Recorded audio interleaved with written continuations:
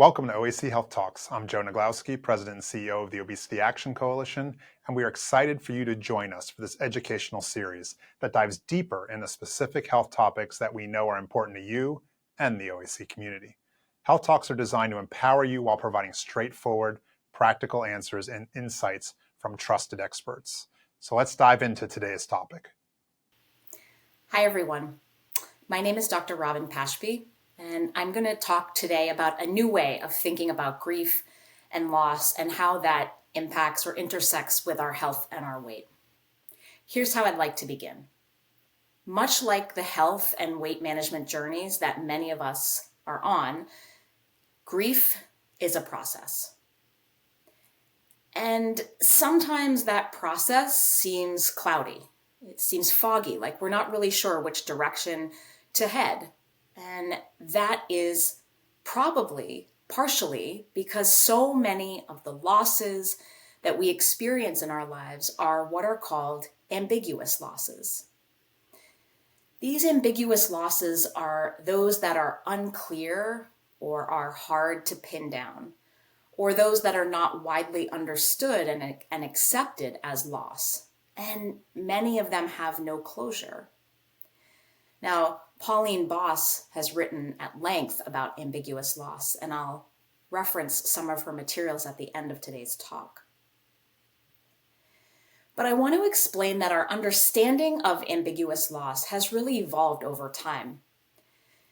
Originally, we thought of ambiguous loss when it came to families that were dealing with some of the very difficult situations like prisoners of war or other kidnappings, for example, when a child was kidnapped from a home. And it was described as the type of loss that people felt when there was a physical absence, but a very strong psychological presence in that family unit. Over time, we expanded our understanding of ambiguous loss to include those families that are struggling with a loved one who may be suffering from dementia, cognitive decline, or in some cases even severe mental illness or addiction. This describes when families have to manage situations where there is a psychological absence, but remain the physical presence of the loved one. In more recent years, we've even expanded our understanding of ambiguous loss to include those losses that may not be easily understood or identified. And to illustrate this picture, I've included this drawing that my own 5-year-old at the time daughter made when she was trying to navigate online kindergarten during the COVID-19 pandemic shutdown. She drew a class photo of her Zoom room.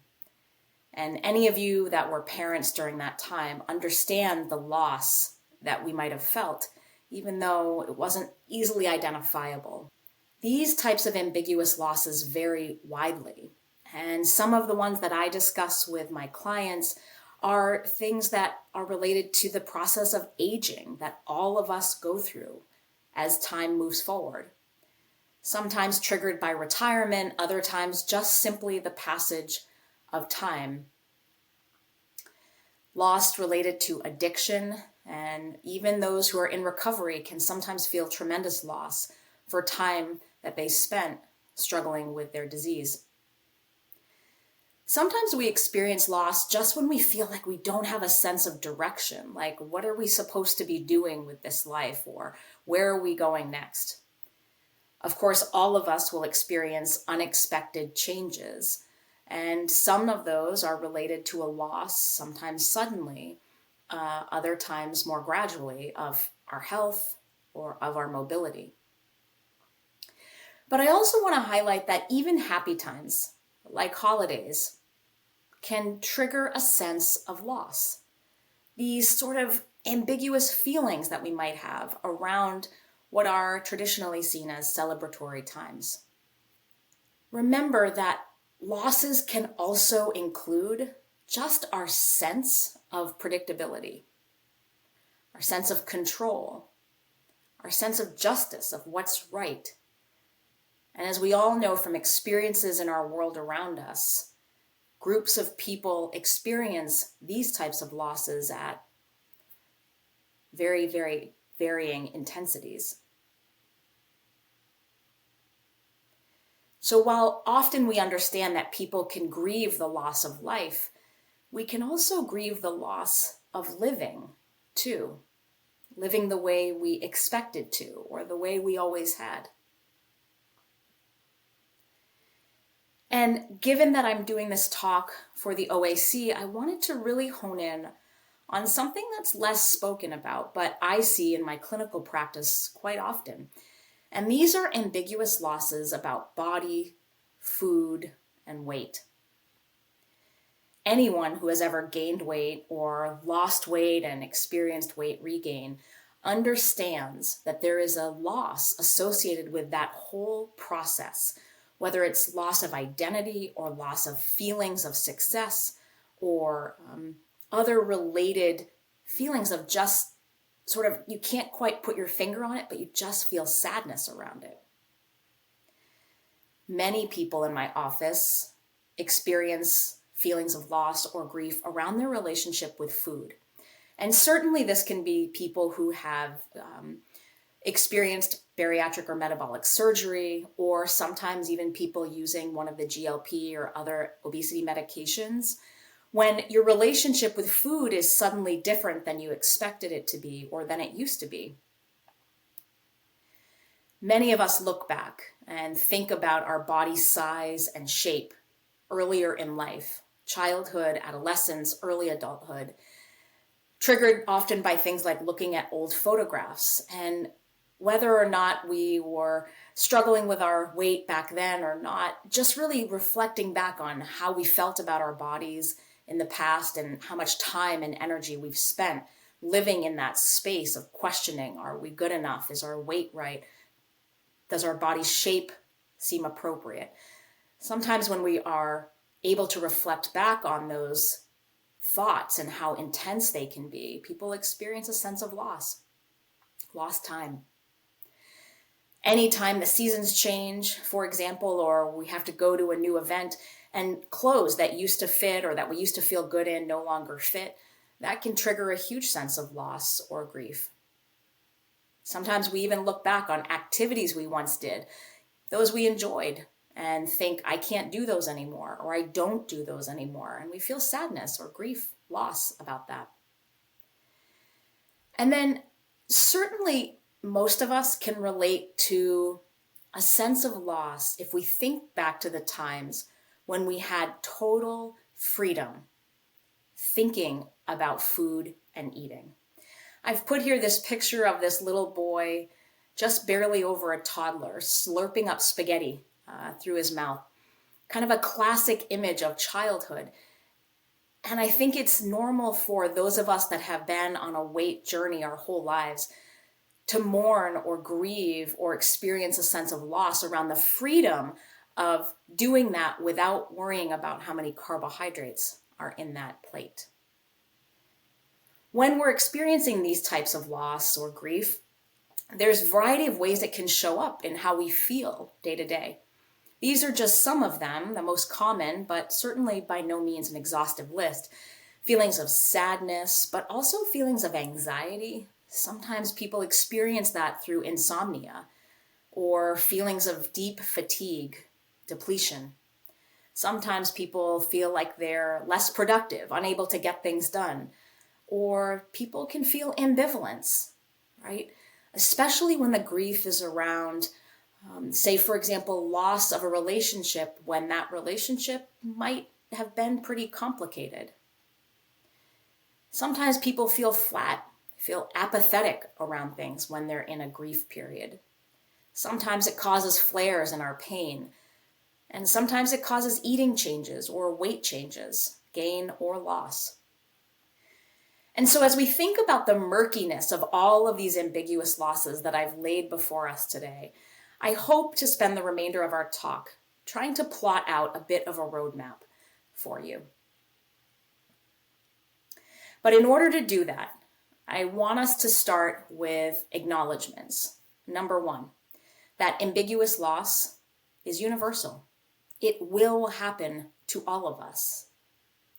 Number 2, ambiguous losses are some of the most stressful kinds. Sometimes because people don't recognize them as loss, they're not acknowledged, you're not given time off to grieve your relationship with food. And number 3, ambiguous loss and how you feel going through it is not your fault. These are normal processes. So that's our starting point. And in order to take us through understanding what this grief looks like, I'm leaning on the work by Frances Weller, who describes the 5 gates of grief as a way of naming and recognizing the various types of grief that we may all encounter, and helping us provide a bit of a roadmap for how to cope. So first is gate 1. This is the most widely recognized, most widely understood type of grief. And it really is hinging on the idea that everything we love, we will lose. Now, when I say that out loud, I think it's almost too big to hold. But we all know it at some level, that we will lose life, we will lose family members, friends, loved ones, we will lose love. Some of us will lose jobs or homes or other big situations or relationships in our lives. Essentially, this loss of what once was. That's gate 1. Gate 2. There are places within us that have not known love. These are the places where we hold shame, the places where we feel unlovable. Now, this grief can be triggered related to experiences of developmental trauma. So those who have experienced neglect or abuse in childhood or early adulthood, or had families with mental illness or addiction or uncertainty or economic instability. Those are all examples of developmental traumas. Others will experience a lack of connection or a lack of trust and security. Certainly anyone who has ever been bullied because of their shape or their weight understands that there are places deep inside where we hold shame, places that we do not allow others to see. That is gate 2 of grief. Gate 3, the sorrows of the world. Perhaps now more than ever, we have to acknowledge on a planetary scale that we are experiencing loss. For example, environmental changes, cultural losses, and global conflicts that are bigger than any of us can solve, but stay within us throughout our day-to-day lives. Gate 4, what we expected and did not receive. This is the universal struggle with having the experience of unmet needs and expectations. So, for example, family planning or infertility, relationships that didn't look the way you expected them to, or followed a different path than you had planned or hoped. It can also relate to just a feeling of needing and expecting acceptance and support from family members or from friends or from medical providers. And sometimes you don't receive what you expected or what you need. And gate 5, Frances Weller describes as ancestral grief. So this is the sharing of grief that we have from our ancestors over the enormous injustices and suffering that so many have lived through. And I love this description. He says, we are the current carriers of this grief, but this grief is not just ours. It is our ancestral grief from colonialism, slavery, war, genocide, and the list goes on. So it turns out that it doesn't really matter what gate you enter. We all end up in the shared community of grief. Because you see, grief, it spares no one. But here's the thing, grief can also be an unbelievably uniting and bonding experience for all of us if we let it. It has the capacity to offer us a deep shared intimacy. Caveat, this grief journey, much like our health and weight journeys, is a no judgment zone. There is no right or wrong way to grieve. One of the most beautiful descriptions I ever heard about understanding how people process grief is to think about how a child eats an apple. Now, me, if I have an apple for a snack, what I do is I go grab the apple, wash it, eat it, throw the core, and then I move on with my day. But if you've ever watched a kid eat an apple, they pick up the apple, they take a bite, they set it down, and they continue playing, or they run and do something else. And then they come back a little while later and take another bite and put it down and move on. That is the most powerful image, and I hope it stays with you to think about how we process grief. We do it in bite-sized chunks. We experience it, we feel it, and then we have to step away and move on with our lives. But that doesn't mean we can't come back to it. We don't have to eat it start to finish, like this apple picture. So how do we actually do that? I'm going to take you through Coping 101 for grief. And the very first step is what I've just laid out for you. It's becoming familiar with the terrain, those 5 gates, because really grieving and coping with it is an art. We call it the art of grieving. And anytime I give a talk about mental health and coping, I always start with the pillars.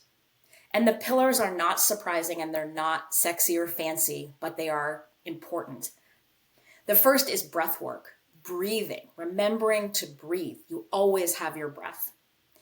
Number 2, gentle movement in whatever form or way feels good to your body, given what your body can do. Number 3, sleep, trying to stay focused on good, healthy, sufficient sleep. Number 4, time for mindfulness, checking in, slowing down, maybe meditation. And number 5, trying to fuel our bodies with as much nourishing food as we are able. Those are the pillars. But here we go to the steps. Number 1, know that your losses are valid. And so what I mean by that is naming it grief allows you to claim it as grief. I talked about some of these examples that are rarely discussed from the perspective of loss or grief, right? The idea of weight gain, changes in our relationship with food, changes in our body shape and size over time, even just feeling the freedom to interact with food or eating differently. And I'm sure there's others, things that you've thought about just since listening to this talk. When you name it and claim it as loss or grief, it gives you permission to cope.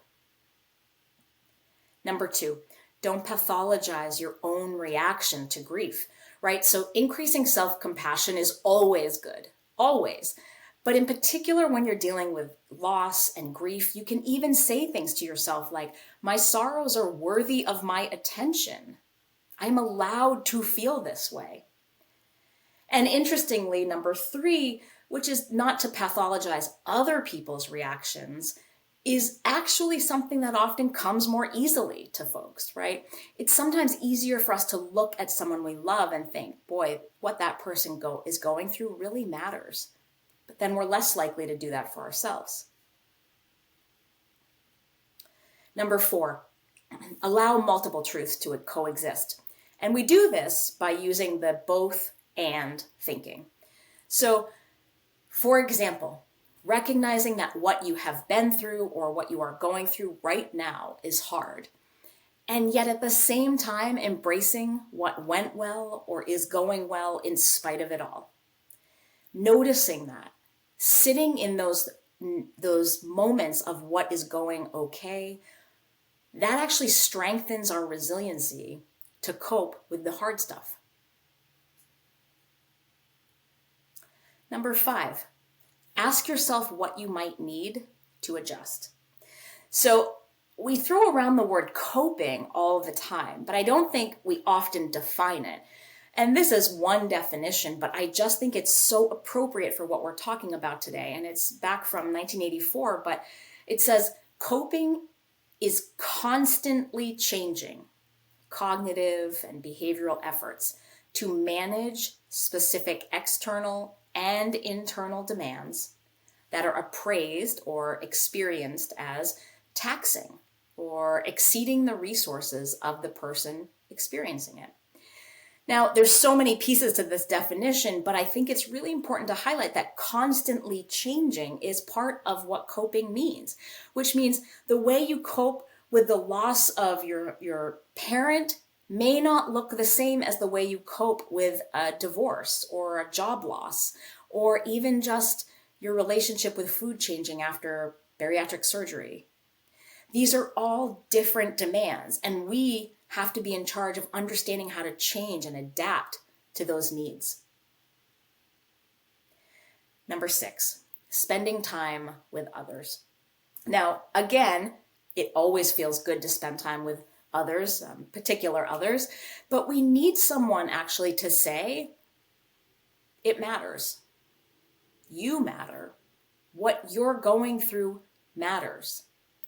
We can do that lots of different ways, support groups and others, maybe just a trusted friend. But spending time with others and expressing your grief, even your ambiguous losses, is a helpful way of coping. And we need to continue to find new things to feel a glimmer of hope about. And so we can do this, right? Hope can come from so many different places. It can come from your spirituality, but it can also come from a non-spiritual sense of your place in a larger community. And I grabbed this picture from a former OAC Your Weight Matters in-person convention, because I think it just highlights what it feels like to be part of a larger community of people who share some of your experiences and people who get it, people who say it matters. Work to remind yourself that you're part of the bigger world, right? And that you have goals and you have a role in all of this. And I encourage you to do away with the idea of closure. I think that's something that so many of us seek at the end of relationships or changes with our weight or managing medical conditions. We just want it to be tied up in a bow, be done, be over, be closed. And I'll ask you to try on a new way of thinking here. And so rather than moving on from what is hard, maybe we try moving forward with your grief, right? It's a slightly different perspective. As Pauline Boss would say, we actually learn to live with grief. Much like that apple eating, grief appears in oscillations, to and fro, in and out, up and down. But these oscillations come farther and farther apart as time goes on. So, much like the waves of an ocean, in and out, up and down, we learn to live with the rhythms of grief. We don't have to get over it. Now, of course, I would be remiss not to remind you that if your grief feels unmanageable to you, or if you're using all of these coping resources that we've discussed and still deeply struggling, consult a professional, whether you go on something like Psychology Today and find a therapist in your local area, or you use your insurance and talk to them about how to find a therapist or a group, maybe through something like NAMI or other grief organizations. And of course, there's so many resources that aren't even in person, right? Books like David Kessler's book, Finding Meaning, or Pauline Boss's book, The Myth of Closure, that she wrote during the pandemic. But there's also online resources, apps where you can find people who are grieving, online support groups. I live in the Washington, D.C. area. There's even a dinner meeting of young widows and widowers that gets together once a month or once every few months in person. There's so many ways of coping with grief that you don't have to do this by yourself. So what I hope I've done for you today is give you a sense that you can claim things that don't check a neat box as, oh, you had a parent die. I understand that as grief. Let me give you bereavement leave, and then you will come back and be okay. So much of the loss and grief that we experience in our everyday lives doesn't look like that. It's so much more messy, so much more complex, and it really does take us walking through it to understand it. And so I hope I've provided you a bit of a roadmap to do that. Thank you so much for your time. Wow, that was a great health talk. It's your support that makes this program possible and free for everyone to join. If you'd like to support our education efforts, please make a donation today. Together, we can make a lasting impact and create a more informed and empowered community.